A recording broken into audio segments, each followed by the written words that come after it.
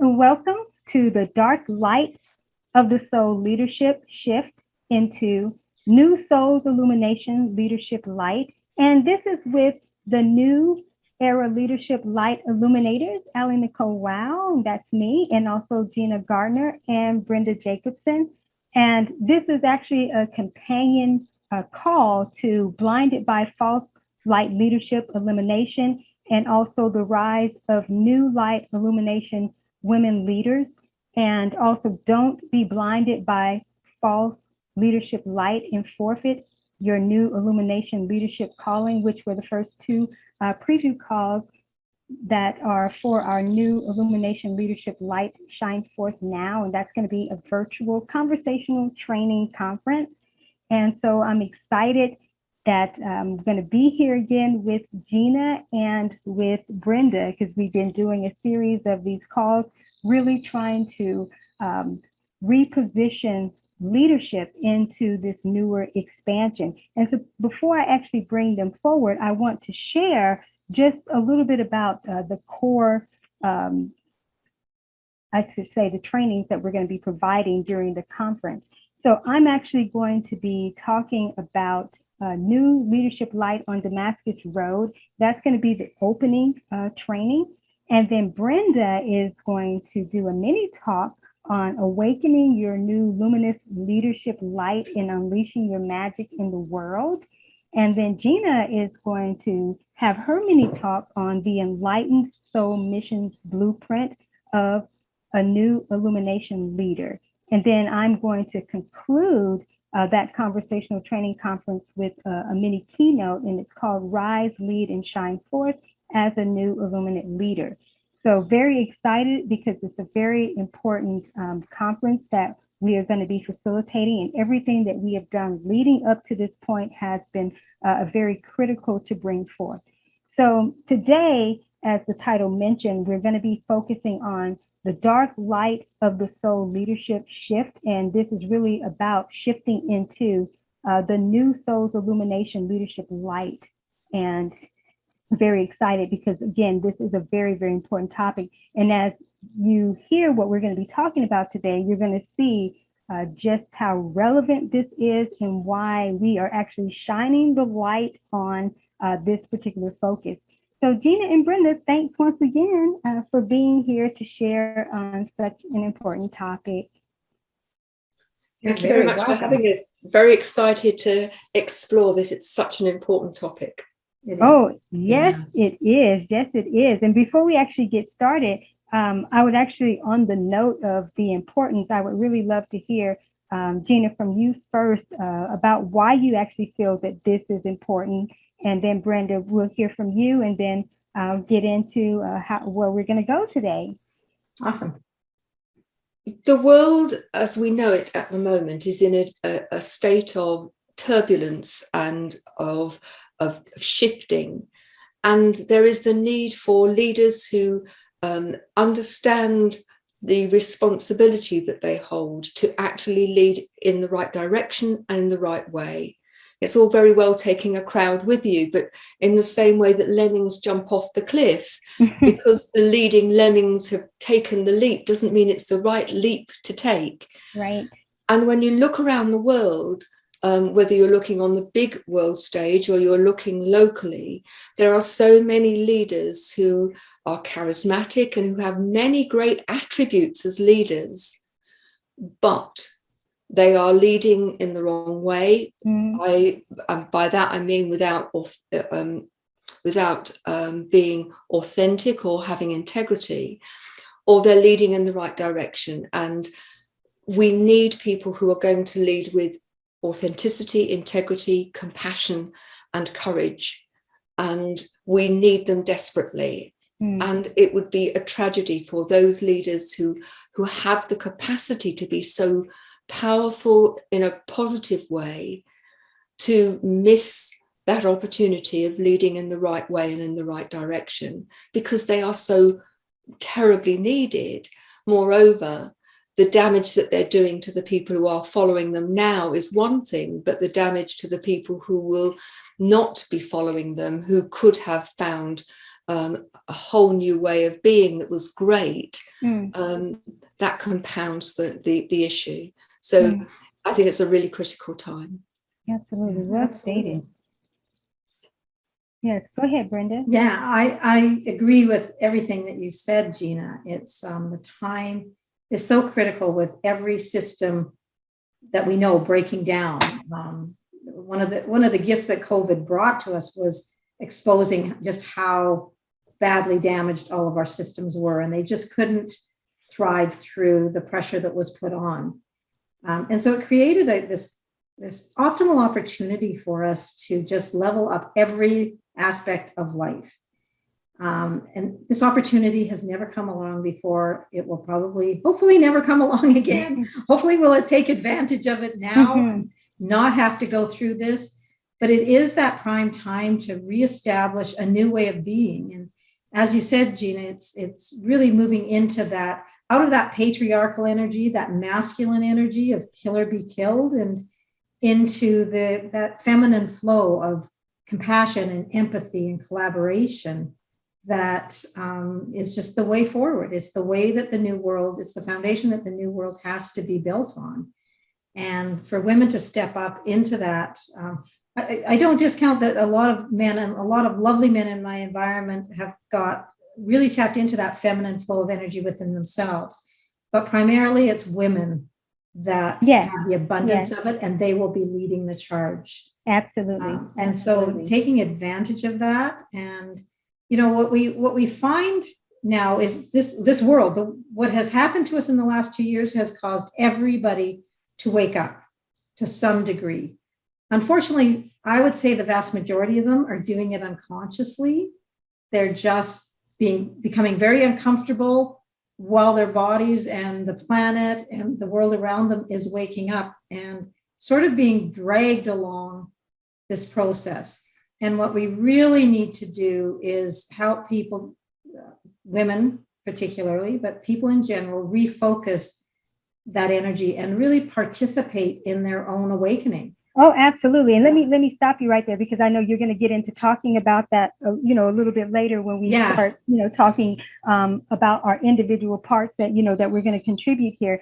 But I think that was great that you actually brought that up, because we go back to previous calls that we've done around this, and the focus on particular groups of women who will be leading the way, and also how there are more of the male energy who actually are wanting to partner in that way and actually be sort of submissive to this new emergence, because they are getting in touch exactly with what you're talking about, about their own, if you want to call it feminine side or so. But what it is that they're honoring the nurturing and the mothering capacity that women leaders have, and especially during these times, because they've been prepared for such a time as this. And so going back to something that Gina mentioned, even about the authenticity and really leading from integrity. But when people are so out of alignment and they don't know who they are and become blinded to the truth of who they are, and then blinded also by the different systems that, as you mentioned, Brenda, that are breaking down, and they don't realize they've been caught up in a whole lot of different, I should say, they're just different levels of falsehood, right? And so when they're not aware and awake, to that unconscious process that you were speaking about, then that's where we have what we have going on now. And so many leaders now are at a place where, and I'm going to talk about this because this is really where we've come to at this point, where the leadership lights are going out, and some already have, and it's been necessary that they have actually had to.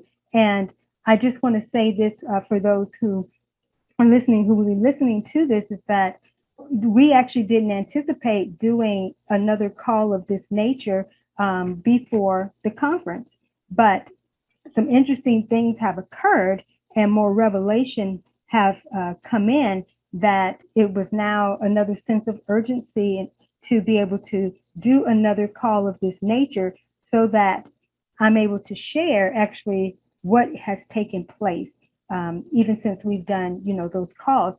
So what I want to do is I'm going to talk a little bit about what kind of prompted this particular call and share from a few posts that I had put up. And then what we'll do is we will start talking about kind of our 3 different areas that we're just going to have conversations, around those. And so, so I'm going to go ahead and jump into that and then lead us into the next phase of it. Does that sound good? That works. Sounds great. Okay, great. So I put up a post a few weeks ago on Facebook, and when we're doing these calls, I actually like to share, from those particular posts, at least certain aspects and elements of it. But I titled this particular one, and it's called "Leadership Lights Are Going Out."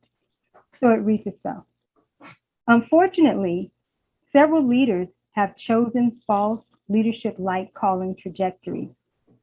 Last night, I witnessed the street light flickering out, even though it's been shining bright for so long it had no signs of going out anytime soon.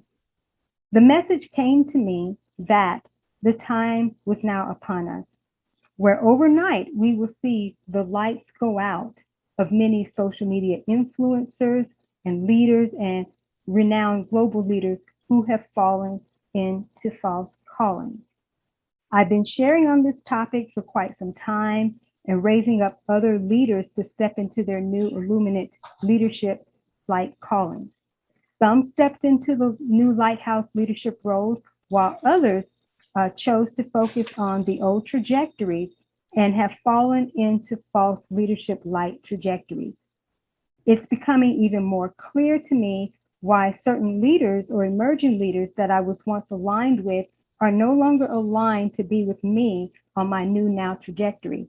And it's unfortunate that they have fallen into false light calling, and they believe that they are leading in the new energy, and it just isn't so. What's even sadder is that they are unaware of what's in store for them that will cause their current and or emerging influence for impact and income on all levels to take a hit. Their lights will go out. It will be as if the good they've once done never existed. It's heartbreaking because at this stage, there's nothing that anyone can do to turn them around. I've been divinely instructed not to provide any more counsel in this area because, again, they are in an unreachable state, and my energy can no longer facilitate what others should have gotten from me during my time of mentorship, trainings made available, my leadership demonstration, and or resources. Then I went on to talk about, I recall about a dreamer, so I won't necessarily have to get into that part. I'll start, shifting into talking about the next one. But basically, I did share it was going to be my time to not speak about it anymore. And so I will read this part before I move forward. I said, they will have to experience the consequences and be faced with the new leadership light on Damascus Road, which is the title of one of my works. And this is where their eyes will be open to the truth that they've allowed themselves to be blinded to. This experience will be their only hope, but for some, I'm afraid it's already too late. So the second post that came back and did several weeks ago, recently from that particular one, it's actually called "It's Time to Be the New Light of the World." And then I started with a co-title, so to speak, that says, the leadership light shift is currently at hand. False light leadership is now falling away. So I put on November 19th, I posted about leadership lights are going out. I shared about how the street light on our block was flickering out and how the message came to me that it was time, that the time was coming for those who are or were following false light leadership callings were going to be out soon, even if it doesn't seem like it. The light came back on the next day. However, last night, which at that time was December 4th, the lights went out completely. I received the message that the leadership light shift is now at hand, and those who have been in obscurity and divinely prepared will suddenly rise as new Illumination authorities and you will see the lights go out for several who have once carried the light and they have fallen away, and for those who have always followed the false light leadership calling. The new light trajectory has already overtaken the old light or the current light trajectory. So though the false light was already flickering out, it tried to make a comeback for a short period of time. But the new light had already created massive momentum to no longer be oppressed and hidden. The new installment of leadership light is at hand, and it's time for the new light of the world. Even the old current good light has become a false light because it's no longer relevant or required light that's needed in this new now experience. And so I actually shared for people to go back and look at the post that I just read to you all. And then I kind of concluded this with, on another note, when Jesus said, "You are the light of the world," he also understood that leaders would have to consistently level up their light for each new era. Those words have an evolutionary encoding, and that has to be extracted and brought forth in each new era of change. So all truths that don't take on the evolutionary format become false or error in the new earth or new trajectory. So again, it's time to be the new light of the world and learn what that means. So it was important to share this before we start talking about the direction that we're going to go, in today, is because we're talking about from November 19th, when I put up that post, to December 4th. And if a street light was restored somehow or whatever, that would be too soon for it to go out again that quick. You all would agree? Yep. Yep. Yes. And guess what? That light has still not been restored. Mm. Yes, so it's still been out. So every night I look out and it's still black. So no one has come to restore that light.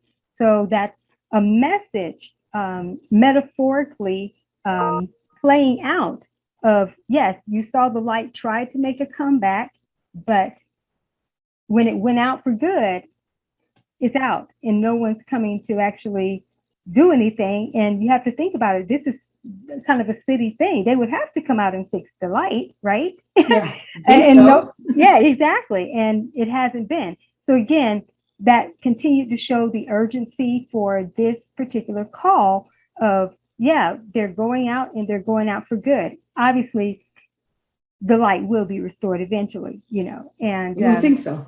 yeah, exactly. Or maybe not. Yeah, but and there's going to be opportunity that we will talk about lights going out and what that means at this time, and also those who actually can have some restoration, to happen. But obviously, there are going to be some that will not. So before we actually start kind of talking about our own individual little segments that we want to have some conversation around, I was guided late last night actually, to bring forth a process that was called the new Illumination Lighthouse Leadership Activation, and I premiered it on YouTube. And I know you all got to listen to that, or whoever did get to listen to that. I definitely, before we move forward, want to have just a little bit of conversation around that, because I'm sure that you all would agree that the importance of me even rendering that even before we're having this conversation today, just based on what I've shared so far. It seemed to be very relevant, and it was a very powerful process. So thank you. I don't know whether you want me to pick out some of the things that particularly struck me, or whether... Yes, whatever, if you want to share any of that, if it was something that was a highlight for you or so. So for me, it was around the direction to focus on the power of the new light that you have. And however far you think you've come, however bright you think your light is, this was looking at the new iteration of that. and that wherever you are, this is about expansion. And then from that expansion, using that as the platform for greater expansion or greater illumination. And how important it is to really anchor that and ground that. And I think with all of the chaos that there is around and all of the challenges that people are having, both energetically, physically, mentally, spiritually, that grounding, embedding it so that it's secure seemed to be really important. And the relationship between having the aha moments, which often come at the strangest of times, how that can lead to expansion. And then the multiplicity of lights was something that was interesting, that we are not one light, that we are many lights that are illuminating different things, and how those are revealed and how we use them to support and help others is going to be really important. And one of the questions that you asked was, and I might not have this word for word, but this is the essence of the question, because at the time I was engaged and had my eyes closed, so it's quite hard. Right. Yes. But what way do you need to be? How do you, in this, you look at how you've led in the past, how you've been in the past. What do you need to be in the new now to allow the higher light to come through, to allow yourself to access that divine wisdom? And I think it's so easy for us to get into the habit of where we are now, and you just think it's a slight, that you might be expanding and evolving. And both Brenda and I have huge experience with you of aha moments and expanding, evolving and exploding. But recognizing that we have to give permission for that higher power to come through us and to actually embody that. And it's not so much about the doing, it's about the being. And I think most people, certainly I count myself in this, and people I know, the doing bit is the easy bit. It's the being bit, and being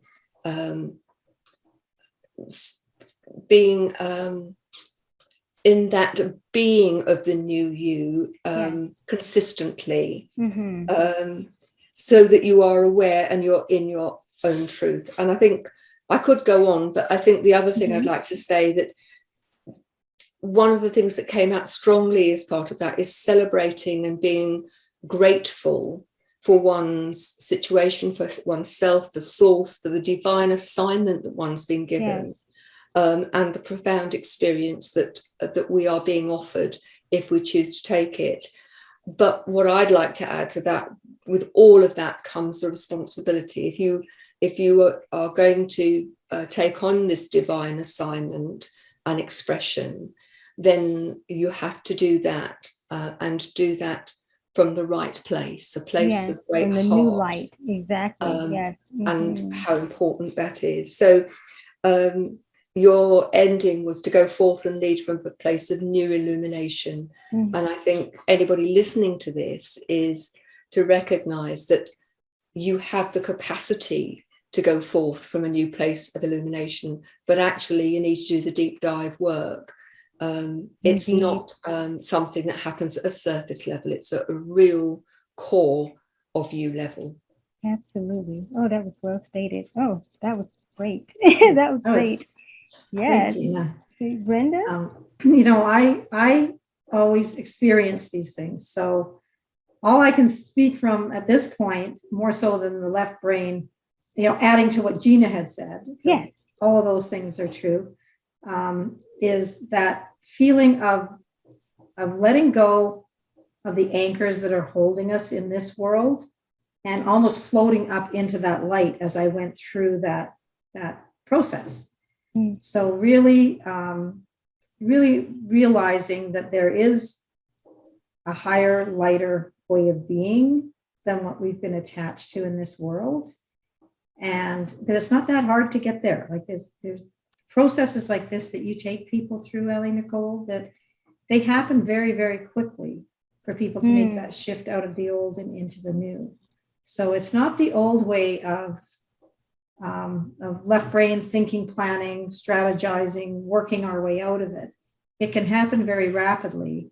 And that's what I experienced in this process. I always like to go back afterwards and listen to what was said through that.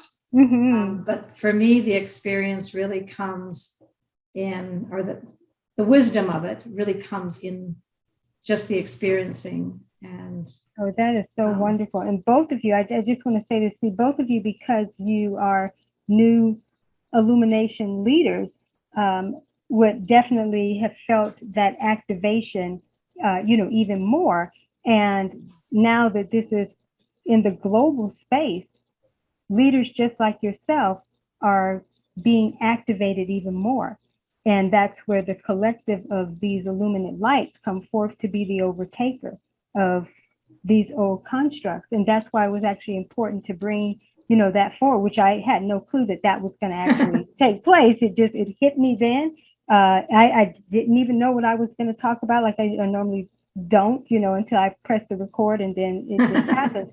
And so it was like, oh, this is an activation that is being done, bringing forth here to actually activate the new Illuminate Lighthouse leaders. So that basically is that trajectory is now set in place. And that's why the dispensing of this new energy goes out, and the older energies are just now going to crumble even more in an accelerated way. So that was important for that installation to come forth during this time, especially now knowing that the lights are out, and that window of time to be able to now activate the new Illuminate Lighthouse leaders so that they can awaken to what their new assignment is. So on the note, and could I just interject? Because absolutely, it just strikes me that if you listen to Brenda's and my experience, we experience things in very different ways. And I think it's important for people who are listening to recognize that every time you come to experience these activations and our conversational trainings, you're going to experience it from where you are and how you interact with the world and with what you hear and what you see and what you feel. And there isn't a right or wrong way. There's just one way, so long as you are open to it and that you engage fully. Absolutely. I don't experience things in the same way that Brenda does. I'd love to, but I don't. But ultimately, people, I don't want people to go away with thinking it's got to be in a particular way, because it hasn't. You've just got to enter into it wholeheartedly. Well, absolutely. And thank you for bringing that up. And actually, I will put a link to that activation, within the description. I'll put a link to that, so then people can know what we're actually talking about, since we're not going to be, talking about that during this particular session, because this session is actually not for those who are in that new illumination, but it will still be good that they can actually go back and hear that at some point. But the reason why I brought it up in this particular session is because it is time for that new light, and that is the overtaking trajectory and the shift that's being made now, because that shift has been at hand. And now, based on what has happened over the last few weeks and then just a few days ago, it really solidifies that the lights are out, and now those who have been being prepared need to know it is your time now. It's your time to go forth, and that the activation is here to be able to go forth in that new illuminate authority. And that's why we are doing exactly what we're doing. But now we also are going to be sharing with those who have followed the dark light of the soul, which I'm going to talk about that. And what they are going to need in order to make the shift. So the activation will be beneficial to them, not necessarily after their process, because they can hear it for sure and definitely receive something from it. But they're going to have exactly what Gina was talking about, the deep inner work on a completely different level. And so And so we're going to talk about that too. So before we get started, because this may be what may start to appear as the brutal part of the conversational training aspect, there are two strands that we're coming from today. And one is that there are some things that are going to be candid and just kind of out there and in the face, in a sense. And then there is the stream of compassion. But we'll shift into that after we've talked about the reality of what has taken place. So what's going to start actually happening in this part, I'm going to start sharing a little bit from my publication, A New Leadership Light on Damascus Road. And it is an Illuminate Awakening Journey Journal for repositioning your leadership light, mission, and agenda. And I'm going to share excerpts from the section, The Dark Light of the Soul Leadership Shift into New Soul's Illumination Leadership Light. And I shared about this actually in the previous call that we had, to this one, but I'm going to share about it kind of from a different angle. And then we'll have some conversation around this. And then it's going to segue into Gina speaking about the core area that we're going to have conversation around that she's going to bring up, and then also Brenda. So I just wanted to preface this is that this particular aspect is actually directed to the leaders who have actually missed the boat. And so let me start sharing from my core focus today is the dark light of the soul ditch to the new light leadership shift. So basically this is about, you're in the ditch now, okay? But while you're in the ditch, there's going to be that opportunity for you to shift into the new light, or you'll be learning about it. You will be seeing what this means, and it will bring more illumination to what was missed. So we do have to actually shine the light on that aspect. So I'm going to read just a little bit of the excerpt. Like I said, I did share this in the previous call, but I want to bring it forth again now. So from the section, The Dark Light of the Soul Leadership Shift into New Soul's Illumination Leadership Light. So here's an excerpt. So most are familiar with the concept, the dark night of the soul. And I coined it several years ago as the soul's illumination journey. This is where an individual enters into a sacred time of transition, of death to rebirth within an inner transformation process.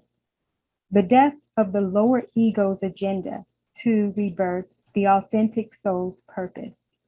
This process reveals the inner truth about a person's fears, unhealed wounds, and unrefined character, and also their greater potential.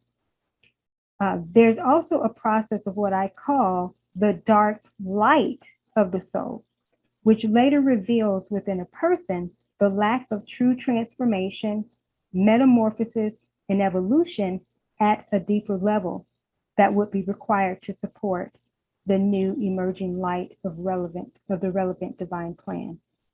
This is a faulty premise of false light leadership callings. And we see this so much in today's leadership. This occurs when leaders have gone through a traditional transformation process or processes over the years, only to misinterpret their soul's purpose due to confirmation biases, conspiracy theories, and their unresolved inner issues. As a result, they call themselves to positions and roles that they believe are divine calling. They shine forth false leadership light in their missions, believing that they are carrying the truth and the light. When their lights have gone out, so I want to share a little bit about this. You know what? Actually, no, I'm going to hold this for just a moment because I feel like we need to actually have a conversation about this, and then I'll come back and revisit this. But I think I brought this up for a reason. It's because I did mention that we're going to play from both sides of the track in a sense where We're going to talk about their lights being gone out, but then there's going to be the opportunity for restoration, to happen. So again, we'll talk about that a little bit later.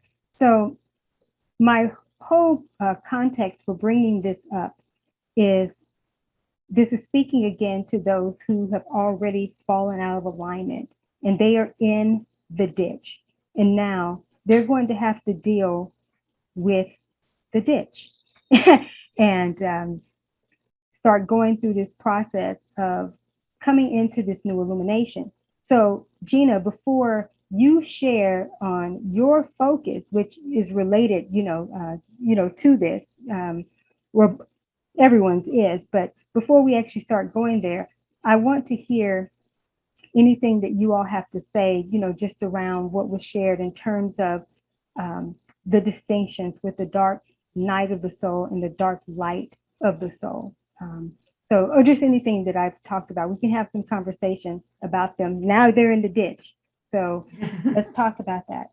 I think one of the challenges is that for people to recognize that there is a ditch and that they are in it.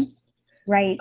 And I think that there are so many people who are so taken up by the force of their false beliefs about how right they are, making everybody else wrong, that it's as if they have no ears and they have no eyes, that they're not aware of the impact of what they're doing, the truth of what they're doing, and that there is even an alternative. And it's not until you recognize that you are in a ditch that you actually have the capacity to attempt to get out of the ditch. And so for me, part of this is those people who are so blinkered about being right, and who are coming from a place of lack and fear and division and aggression, there has to be quite literally a road to Damascus event for them to recognize that to be part of the light requires high vibrational love, compassion, care, forgiveness. You cannot be ascending if you are vibrationally descending, right? In the mud with all of these very dense vibrations, which are all about not genuine power in the sense that I talk about it, but power and dominion. I am powerful because I overrule and I'm aggressive to you. That for me, there's nothing authentic about that power. It comes from a false premise. Oh, it absolutely does. My hope is that through opportunities like this, that it will make people stop. Because I think the momentum for some of these leaders has got to the stage where the momentum's driving them forward. There is no actual thinking or awareness. It's self-induced ignorance at this point at light speed, and that's the most dangerous place. I'm so glad you brought that up.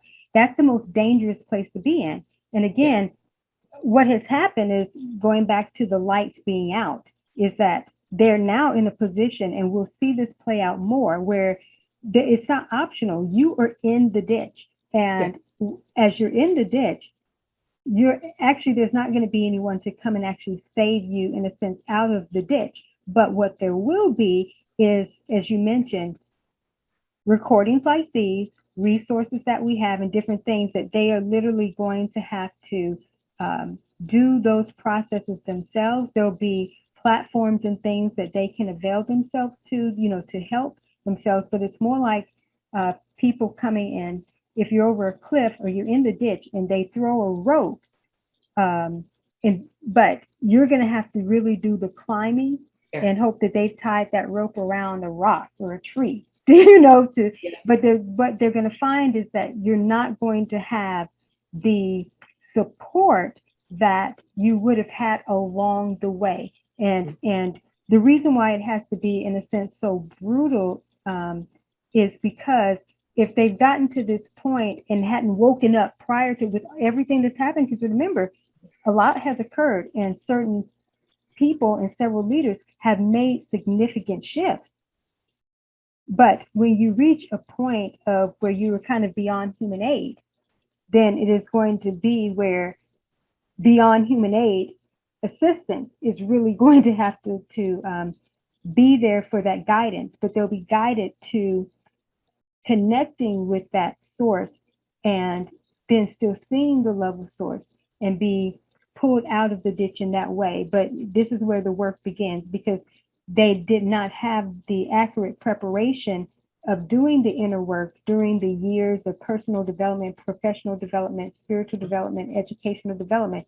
Why have they landed themselves here? And that's where the light of illumination is being shined on today, because without that awareness, you can't actually move forward into even understanding the new light. Because if they get out so quickly and there is not that the hard lesson, probably the hardest lesson they'll ever experience in life, if that's not there, they could actually go back and repeat.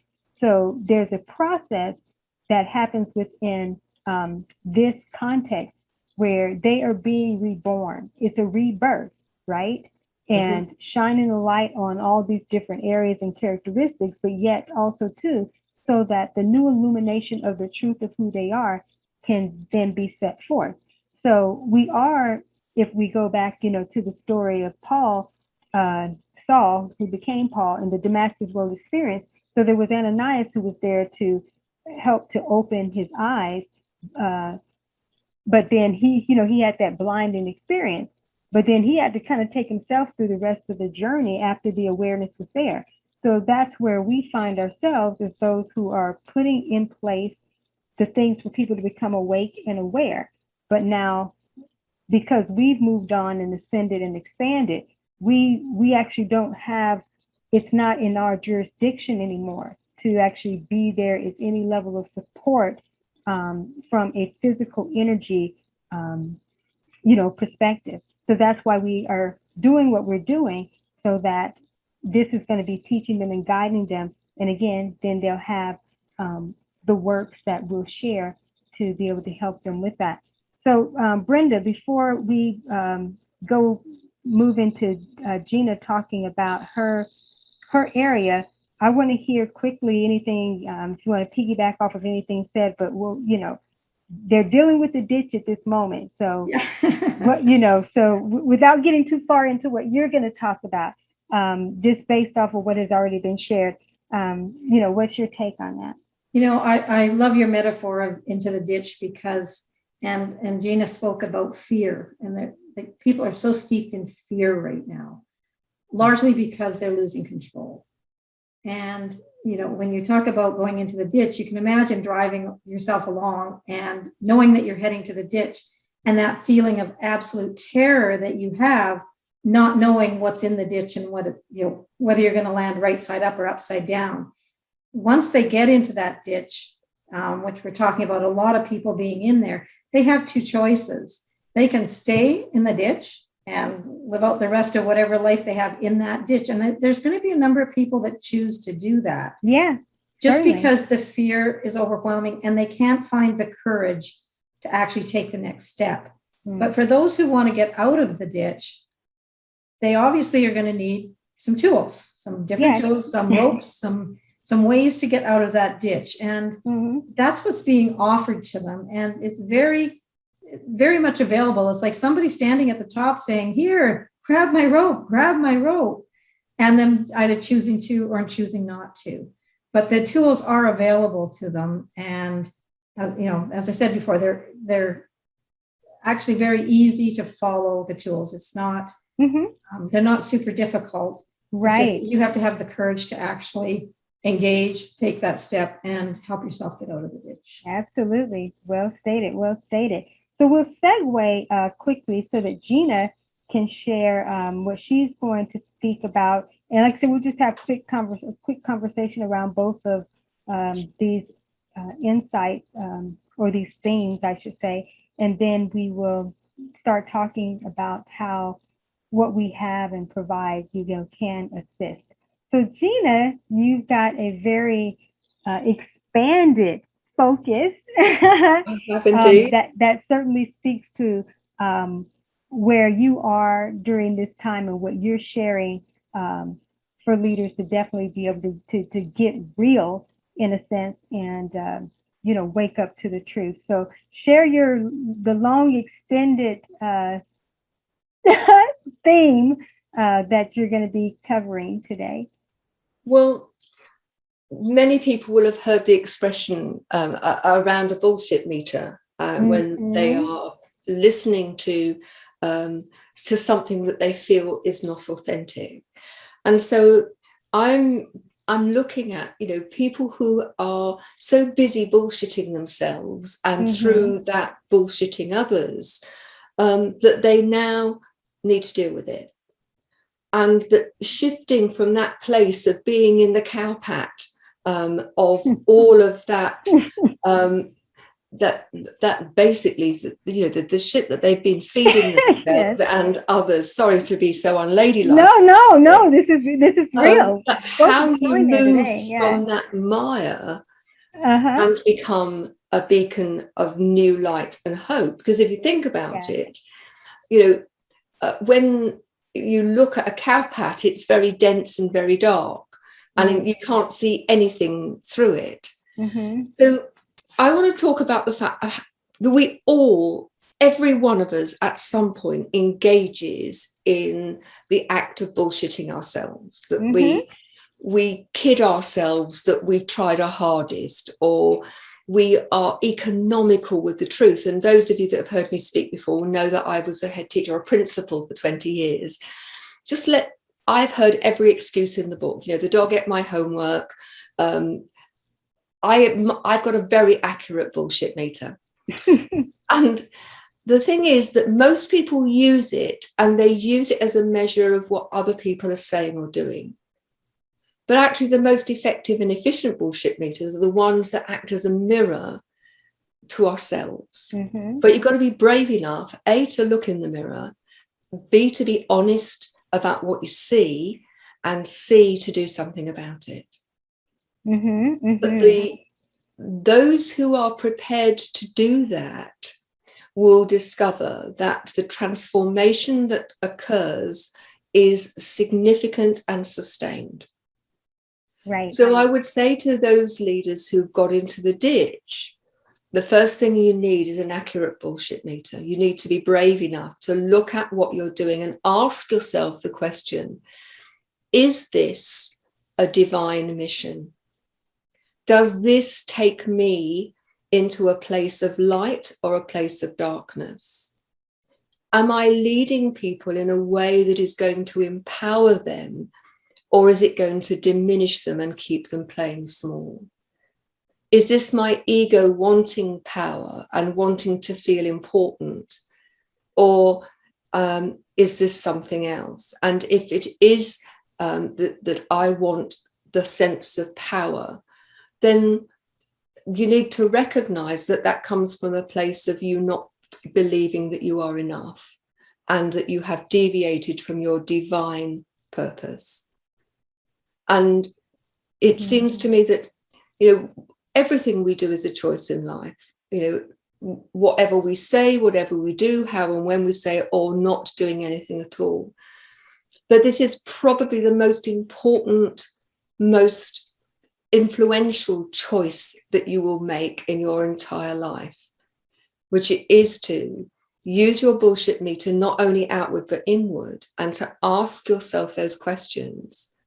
And ask yourself, are you courageous enough to request a rope and to do the work climbing up the rope, or to dig steps in the ditch to get out of there? Because one of the things that strikes me, and we've talked about this very often, is it's time, the opportunity is time limited. Right. If you don't see the light and swim your way out of that cowpat, very, very quickly, you're going to be left festering in that cowpat. And the consequences of that aren't just for you.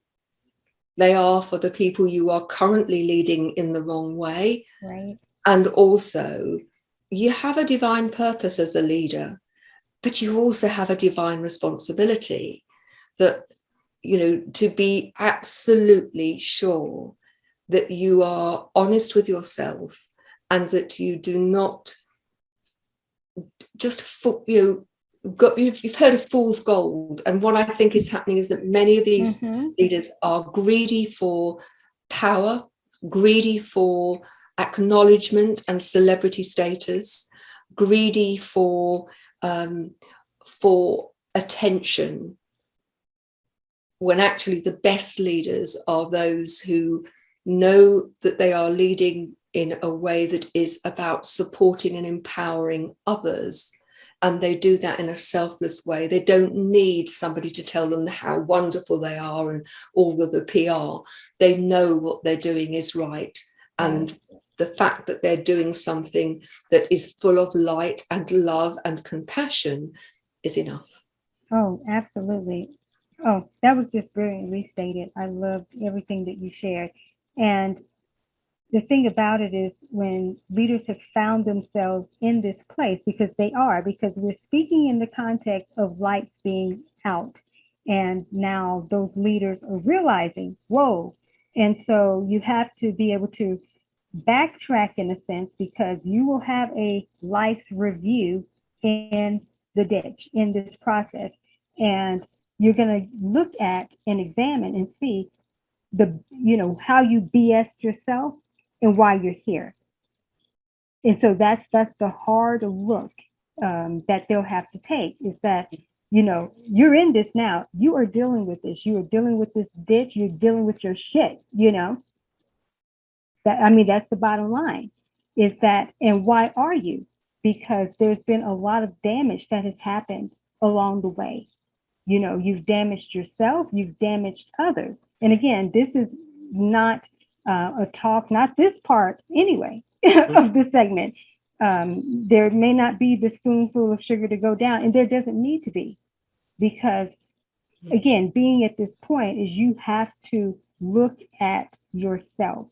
And the process of the dark night of the soul is bringing that illumination to all of those predisposed thought processes and things that got you where you are. Looking at, how did you end up here? How did I get here? Again, this isn't about, judging yourself at this point, but sometimes you got to look. Take an honest look. I have no problems with shining the light on my own insanity, and then being able to communicate that to others as well. Is that in order for you to be effective, because you've overlooked too much stuff anyway, so your overlooking has gotten you here, and so there's no need to scratch your head. Really, how did I get here?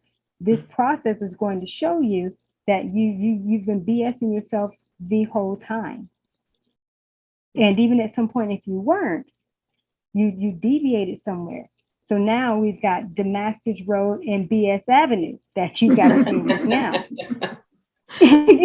So I came to tell the truth today, and Brenda's going to speak to that truth that will set you free. But this part is not the talk in a sense to, oh, well, blah. No, because you're here for it. You're dealing with the hard truth at this point. And it's brutal, because brutality is taking place with many others who have followed that faulty leadership, and damage has been done. And now there's damage control having to be done on some different levels. So anytime lights go out, that is a wake-up call. And that is, no, your lights are out for a reason. And so that you don't miss this and understand why your lights have gone out. Oh, it's going to be very clear why your lights are out and why you no longer can be in the places and positions of power, nor to be trusted at this point, until you actually look at everything that we're talking about and even revisit when you were going through your personal transformations and going, because again, people who have been in this dark light of the soul energy, remember, these are people who actually have done deep dive work. They've done personal and professional development. They have but they misinterpreted what their assignments were. And during their process, if something in their character and things still did not get healed, something they did not develop accurately. So that's why we're looking at this. And it goes back to what Brenda brought up earlier about the systems crumbling and falling, where people are going to see, you're going to see where that personal development stuff failed you, where all these different things that you were subscribing to, you know, they were not used and applied accurately within your experience. And some, obviously, that has to deal with how they went through the process, but also some of it has to deal with the faultiness even of those constructs and even of those paradigms.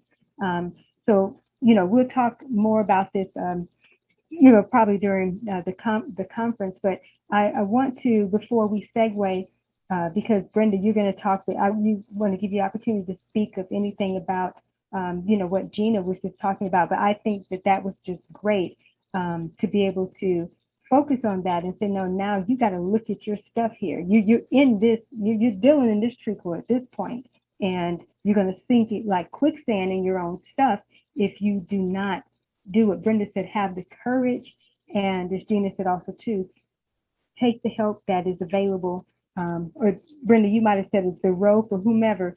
Yeah.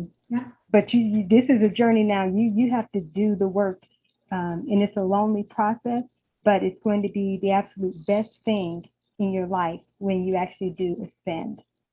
So, Brenda, before you segue into what you are going to be focusing on, you want to mention anything around what Gina said? Or? No, I love how blunt she is, she is about the situation, because that is very, very clear. So many people have, you know, done the ostrich thing. They just stick their head in the sand and hope that all the difficulties pass by them. And they never do the work to actually get themselves moving forward. And along with that, they tell themselves the story. Yeah, they create a story around that makes them right. They create a story that says, I'm not bullshitting myself. I'm sitting here. I know full well what I'm doing and where the world is going. And then they're totally shocked when the world takes an abrupt turn and they're left in the ditch. So I really like your bluntness, Gina, and I think you hit the nail on the head on several of those key points. Absolutely. Good old Anglo-Saxon stuff there. I thought it was great. It gave me the opportunity to use a word I don't use too. Thank you.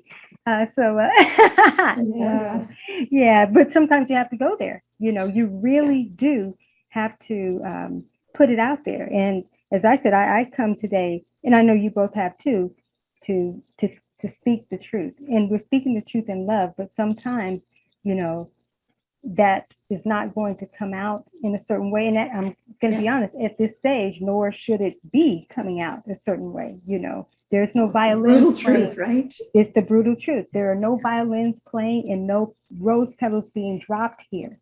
You know, that at least not this part. We'll segue to maybe get to some of that later. But lots of cowpats, though. You're right about that. You're right about that. All right, so Brenda, let's quickly hear from you, and then we'll transition into what we have to offer. Okay, so I'm going to talk about the unconscious awakening fallouts and awakening consciously into that illuminating truth. Yeah. And that's the part that'll set you free. So when we're talking about that unconscious awakening fallouts, is what I alluded to earlier, is that people they're going through this awakening process. You can't avoid it. The planet is evolving, the world is evolving, humanity is evolving. You can't possibly not be dragged along in that momentum. But you know, how uncomfortable you're willing to be during that process is totally optional, totally up to you. And what's happening right now is people are trying to pretend that this isn't happening. They're, again, doing the ostrich thing, sticking their head in the sand, hoping that these difficult times pass them by. And they just keep getting more and more difficult. So it's that unconscious part. The awakening part isn't anywhere near as hard as the unconscious part of it is. It's going through this unconsciously and not, you know, so many of these people are are trying to maintain control of their world. But in actual fact, what they're doing by not waking up and joining this in a conscious fashion is they are turning control over to somebody else. It is in that awakening process and consciously participating in this journey forward that they reclaim some control of their destination. So we're looking at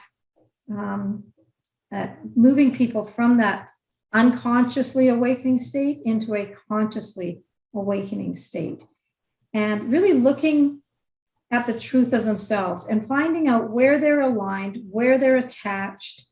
What are they attached to that no longer serves them? Because so many of us refuse to let go of that. And it could be people, it could be a job, it could be, the way your business is going, it could be your belief systems or your patterns of behavior or your habits. There's something within people that within all of us that we are very attached to. And with holding on to that attachment to the old as the world is evolving, you can't find that alignment that you need in order to really enter that accelerated flow. Yeah, I agree. When I was going through this, I had the vision that I had for myself was having one foot on the dock and 1 foot on the boat that was leaving the harbor. And you can imagine the groin pull that you get as the boat's pulling away. And that's how uncomfortable people can get. And yet, myself included, I was very reluctant to let go of the world I knew, of that dock, to get onto a boat that I wasn't really sure where the heck it was going. But at some point, that pull becomes so uncomfortable that you either have to choose to stay in the old way, which is really a recipe for disaster because that world is disappearing, and choosing to move into to hop on the boat. Keep moving forward. I want to say something really quickly, just in terms of what you brought up here, because this is really important. And, the fallout, and that's the thing, is that we too have been so used to kind of talking about what's coming, what's emerging, and giving people the opportunity to make the shifts. But what we know to be true now is that even that boat has sailed, okay, Yeah. or some. And so now it is the fallout of the unconscious awakening, meaning there were wake-up calls continuously throughout everything that's been going on. And people, certain leaders and others too, just did not get it. And so now they are faced with, okay, the fallout of this, my world has crumbled and I am in this ditch. I am in my stuff here, and I don't know what to do.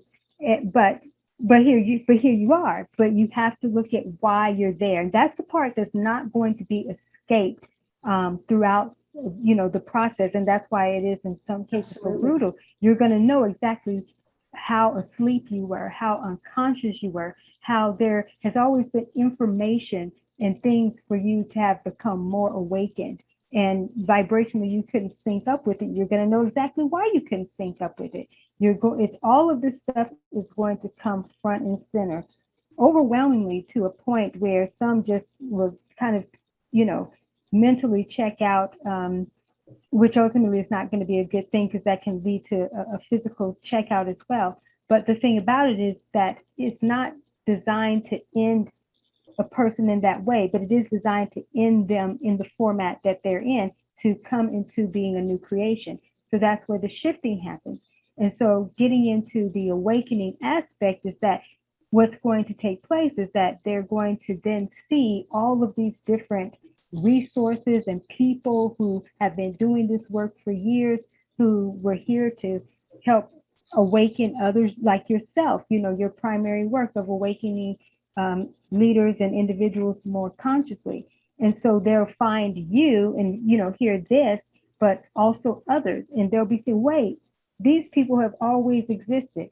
How did I not know about this individual? How did I not know about this? Or then if I did find out something about it, man, why didn't I grab onto that? Then that's going to illuminate just how far gone they were. Because see, they're having to look at that. See, we've had awakening processes throughout the years where each stage we kept getting more illumination, because at some level we were open to expanding and evolving, even if there was resistance or some hardship in some cases. But we're now talking about individuals who, have never really been open to any of this stuff, or they shut down to a point.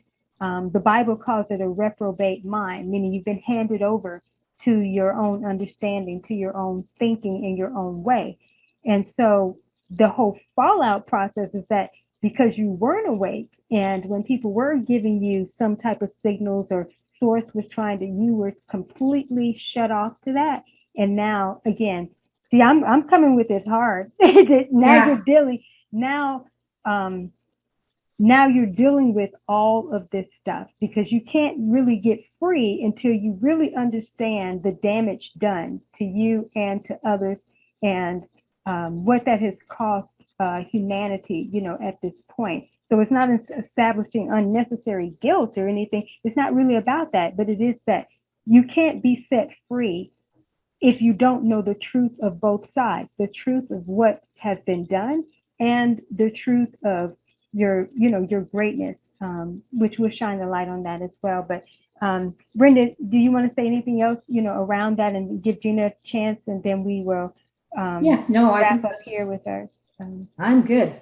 Okay, that was great. I thought that was great. Still real nice about it, but that was good. But no, it's okay. But I know Gina, I'll give you an opportunity to to speak about that, because awakening consciously is extremely important, obviously. The thing is, I think lots of people don't know that they're asleep until they actually wake up. Yeah, with a 2x4 hitting them. Yeah. The challenge really is for those people who hear to recognize themselves, and it comes back to recognizing that you are asleep, becoming aware that you are asleep, because without that awareness you can't do anything, and then understanding the implications of that.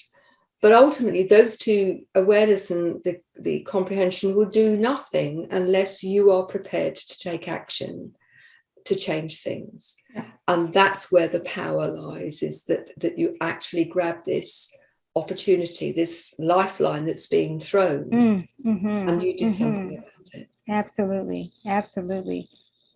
That was perfect. That was perfect. And that there is the truth, indeed, that will set individuals free, because everything that Brenda stated was so on point. And knowing that first of all, we've been in a world that's been going away for quite some time. And again, people not even aware of that. And as it was going out, again, other people were being prepared for that. And others where they're still trying to hang on to the old. But also, too, even if the world was not changing at all and a new world was not emerging and just a better version of the one that exists, they were still damaging to themselves and to others, leading false callings, even in what potentially could be an okay world. But we know all the confines and constructs have had to fall away. But yeah, the fallout is that you're in the ditch now, and you're sitting in your treacle or fecal, however it is. And at this point, this will awaken you. If you can be awakened, if it's possible, the process that is at hand now is definitely going to do that and bring you into that consciousness. And that's what's going to be illuminate. That's the work that Brenda does, so that you can discover that truth of you that will set you free when the illumination is on the truth of what has actually happened, what has actually taken place. So with that being said, and thank you both, because I love what you brought, and it all just has worked together like it always does, right? When we get together. Definitely. Yeah, it's just this call is a little bit different, and it would need to be, again, just based on, what has taken place. So Gina, I'm going to have you to actually, even though I have you to close out, but I'll have you to share about the publications that you have, and then Brenda can share hers, and then I'll share mine. But I do want to bring something up, is that, you had a recent talk that you did for Think Network. And so do you want to, and I'm going to have the link to that also within the description. Do you want to speak to that briefly and just give the title of it and let others know that you do have a book that's coming out too? And we're actually we'll include that book as well. So just tell a little bit about that, and then you can tell about your, the resources that you have. The talk is taking the bullshit out of business leadership, because I've worked with many businesses, business leaders, and there are so many common forms of bull that people use. I'll give you two examples. I have to do everything myself because at least that way I know that everything's done properly, because I can't rely on anybody else. Well, ultimately, you've trained your staff to ensure that you are the only person who can make a judgment whether something is good, bad, or indifferent. And so if you take responsibility for the way in which you appoint, induct, train, and develop your staff, it can be very different. And I have evidence and talk about that in the talk. Mm-hmm. Another one is, poor me, I'm the one doing all the work, or it's not fair that somebody else is getting away with doing less. When ultimately you are responsible for yourself. Taking radical responsibility for yourself makes a difference. And having an accurate bullshit meter helps you do that. So the talk goes into some depth, and I call it, from bullshit to success formula. Mm-hmm. And there is no doubt that when you actually start to own your own bull and recognize that that's exactly what it is, and choose to take a different line, then real magic happens. And as I say in the talk, the magic happens, but there's not a wand or a sparkly dress or a pumpkin or a coach in sight. Ultimately, it's about facing yourself. Mm-hmm. And so out of that, I've created a book, and there are going to be programs that come out of that as well. One of the things that I think is so important for an enlightened leader, an Illuminate leader, is that you are a beacon of light and hope. And one of the issues that I take with some of these false leaders is that they spread darkness and fear rather than light and hope. And I don't mean light and hope in the Pollyanna way, everything will be all right, I'll stick my head in the sand. But ultimately, those leaders who are able to motivate and to engage their staff and look together, we can find a solution. We might not know exactly what it is at the moment, but if we work together and we're creative and open-minded and we tune into our inner wisdom, we will find a way. And so I have created a book called Becoming a Beacon of Light and Hope, How to Become an Illuminating, Enlightened Leader and Light the Way in Challenging Times. And it's designed to help you as a leader almost train the way in which you think to be more optimistic and more hopeful. The interesting thing with that is we move from left brain, which is very logical, but it tends to be black and white, either or, focusing on the problem, catastrophizing. When you are optimistic in a constructive way, you move into right brain thinking, feminine flow, creativity, solution finding.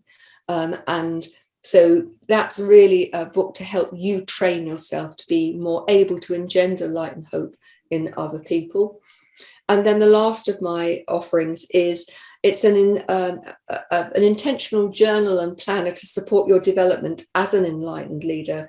And it's called Enlightened Emerging Leadership. And it's one of a family of books around developing yourself as an enlightened leader. And this is a starting point. So it's Enlightened Emerging Leadership. So those are my three. Absolutely. Thank you so much, because that's going to be extremely important for them to take hold of that while being, in the ditch, so that they can make the shift, because it's going to be that enlightenment that brings them into that higher illumination of what true leadership is supposed to be about, and being able to spread that new light, becoming the new light first, and then being able to be that beacon of light and hope through this journey of enlightenment. So thank you so much, Gina. My pleasure. And Brenda, so let's hear about yours. And yeah. Okay, I think I have two publications that I think are really relevant to this conversation today. And the first one is called the 30-Day Wake-Up Call. And it is just a mini course and workbook that you can use to awaken. It's got simple strategies for you to employ every day. And it helps you wake up both on all dimensions, physical, mental, emotional, and spiritual. And just through very simple shifts in the way that you normally do things and shifts in habits. So that's really powerful for those that are unconscious right now and trying to figure out why they're uncomfortable, what's happening around them, to really start to step into their own awakening journey.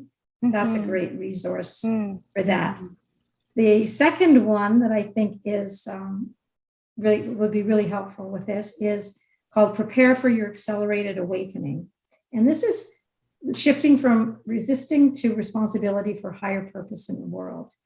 And it's really a self-assessment planner. And this is where we dig deep into what I call the four different quadrants of this journey. The first one being attachment, really looking at where you're attached, what you're attached to, how it's serving you, and really doing a deep dive personally. It's an intentional journal. So it's not giving you the answers, it's helping you explore and excavate those answers from within your own being.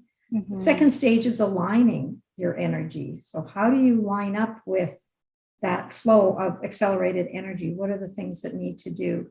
Allowing that flow is the third one. There's so much resistance to moving into this new flow that's, people feel out of control with it.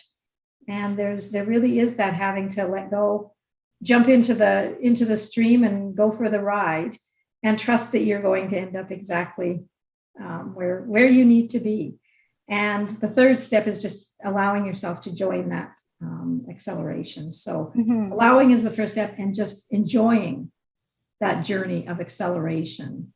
And the journal just kind of takes you through. It explains each one of those to some degree, but really takes you through that self-exploration and excavation to move you along the journey with as much ease and grace as possible. Yes. As much ease and grace as you will allow. Yeah, because that's going to be needed yes. In the ditch. In the ditch. Keep going back to that. Yeah. This is a different format of the calls that we have been doing, because speaking to the individuals who did not take heed to any of what has been brought before, and they are in the fallout. So, but these are the resources, regardless, that will have to be used in order for them to build the life anew. And this is where the point where what I'm going to be sharing with the resources, and before we have Gina come in and close us out, or we have some final words, is that this is the part where we are shifting, in a sense, from, when their lights have gone out, so to speak, to restoring the light, really with double illumination. So I want to share something really quickly. So with all of the occurrences that have been taking place around the lights going out and, the street light and everything, another metaphoric situation occurred when we actually had some light bulbs that were flickering out in the bathroom. And when the light was restored, it was actually restored twice as bright than before. Okay. And wow. So fallen leaders will have an opportunity, some, to be restored, even with a double portion of illumination, only if they accurately evolve through the soul's illumination journey. So after going through these processes, with their lights being out, and then they start learning all of what could have been for them, what was missed, but then it shifts. But you also have an opportunity to make a stronger comeback than ever, and be able to go on and do things far greater than before, having gone through this process.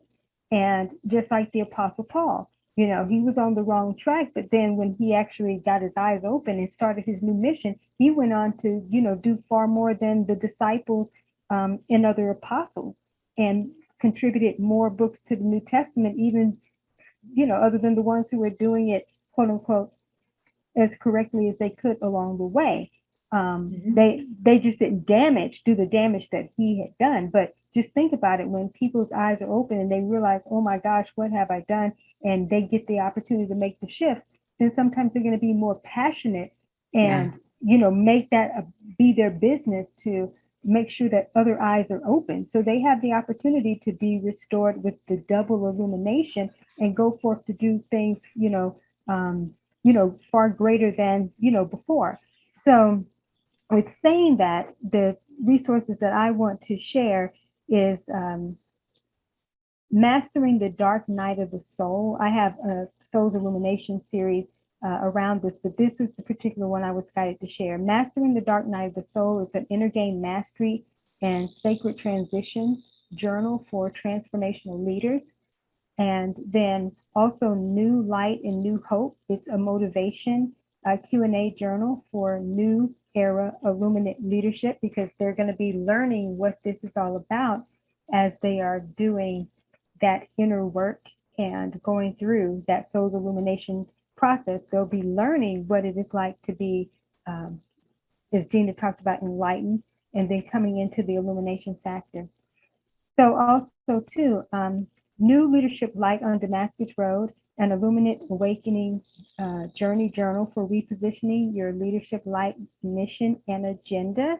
And also the new Illuminate Leadership Light Factor. It's lighting the shore and leading the new way as an evolutionary lighthouse leaderpreneur, and that too is a journal. And both Gina and Brenda have contributed to those two works. So those are my offerings that are going to help to, while they are in that place, be able to start making this shift from that dark light of the soul into the new soul's illumination leadership factor. So before we have Gina to close out, do we want to have some final words? Brenda, do you have anything that you would like to say? Then I can quickly say something, and then we can turn it over to Gina. I think that what we've just introduced here, these different intentional journals and workbook style things, are the tools that are available to get people out of the ditch. Mm-hmm. So they're not hard to follow. The work is profound in the results that it produces. And this is what is going to get you on that road to awakening and to entering that luminous leadership journey. So I just really encourage people to look closely at these and, have the courage to take that leap, to step into something. It's not a huge investment. It will get you through, especially start with Gina's, the bullshit meter, and understand where your resistance is, and then move along the journey into, so you can join in that accelerated light, that luminous leadership light. So that's what I would say.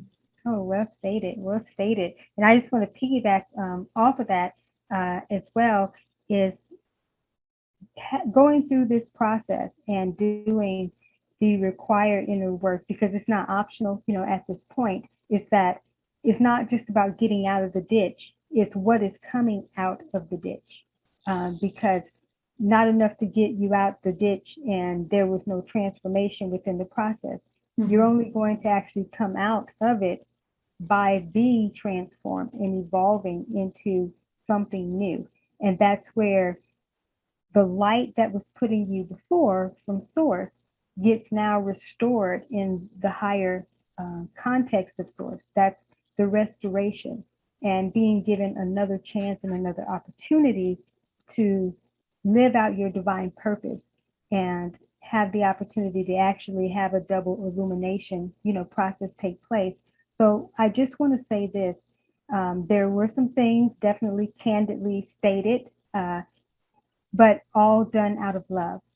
And certainly we are holding high space And because if we did not care, this call would never exist. And nor would the resources that we are bringing forth, they wouldn't exist for you to be able to partake of them. So yes, you're going to have to sit with some things, but you'll actually be glad that you did.